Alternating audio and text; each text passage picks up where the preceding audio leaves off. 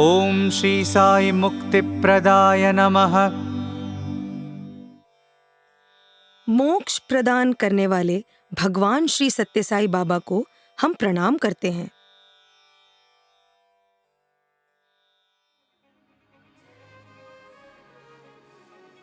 पुट्टपर्ती गांव के प्रधान श्री कर्णम की धर्मपत्नी थी श्रीमती सुबम्मा, जिन्हें कर्णम सुबम्मा के नाम से जाना जाता था।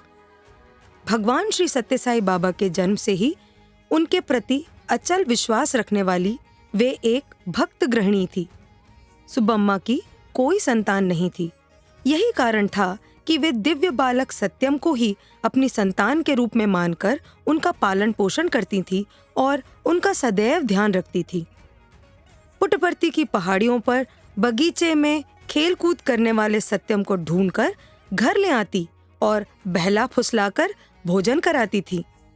ऐसी थी महान पुण्यात्मा माँ कर्णम सुबम्मा। स्वामी की अलग रहने की जिद करने पर उनके लिए सुबम्मा द्वारा एक सुंदर पर्णशाला बनवाकर देखभाल करने के लिए स्वामी की सेवा में एक चौकीदार भी नियुक्त किया गया था। बाल साईं बाबा के दर्शन के लिए आने वाले सभी भक्तों के लिए भोजन इत्यादि की व्यवस्था करने के लिए वे दिन रात कठोर परिश्रम करती थी। सुबम्मा की भक्ति प्रपत्ति से बाबा अत्यंत प्रसन्न होते थे। यदि माँ ईश्वरम्मा देवकी थी, तो कर्णम सुबम्मा भगवान बाबा के लिए यशोदा के समान थी। एक दिन बाबा सुबम्मा से बोले, अम्मा, अब तुम्हारी मात्र 1 ही वर्ष आयु शेष रह गई है। इस बात को सुनकर वे तनिक भी विचलित नहीं हुई तथा अधिक भक्ति और विश्वास पूर्वक बाबा और उनके सभी भक्तों की सेवा करने लगी। बाबा स्वयं सुबम्मा से बोले, तुम्हारे अंत समय में गंगा तीर्थ दूंगा। एक बार कर्णम सुबम्मा का स्वास्थ्य खराब होने के कारण उनके मायके वाले उपचार हेतु उन्हें बुक्कापट्टनम लेकर गए। उन्होंने वहां पर देह त्याग दी। उस समय स्वामी मद्रास प्रांत के प्रवास पर थे। स्वामी तत्काल वहां से निकलकर अगले ही दिन बुक्कापट्टनम पहुंच गए। स्वामी अपने वचन के अनुसार सुबम्मा के अंतिम समय में नहीं आए, ऐसा कहकर गांव वाले तरह तरह की बातें करने लगे। स्वामी के पहुंचते ही उन्हें बताया गया कि सुबम्मा ने रात्रि में ही प्राण त्याग दिए थे। स्वामी ने कहा, नहीं, उनके प्राण अभी नहीं निकले हैं।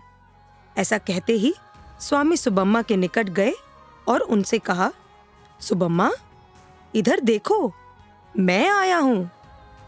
स्वामी के ऐसा कहते ही सुबम्मा ने अपनी आंखें खोल दी। उनकी आंखों के कोने से अश्रुओं की 2 बूंदें गिरी। स्वामी ने अपनी उंगलियों को उनके मुंह के पास रखा तो उनके मुंह में गंगा जल गिरने लगा। सुबम्मा ने जैसे ही वह गंगा जल ग्रहण किया, उनके चेहरे पर असीम आनंद का प्रकाश फैल गया। उन्होंने धीरे से स्वामी का हाथ पकड़ा, आंखें बंद कर लीं और निशब्द अपने साईं में लीन हो गई। इस प्रकार कर्णम सुबम्मा को दिए गए अपने वचन को निभाते हुए स्वामी ने उन्हें मोक्ष प्रदान किया। तो यह इस नाम की महिमा है। आइए हम इस नाम का जाप भाव और भक्ति के साथ करें। जय साईं राम।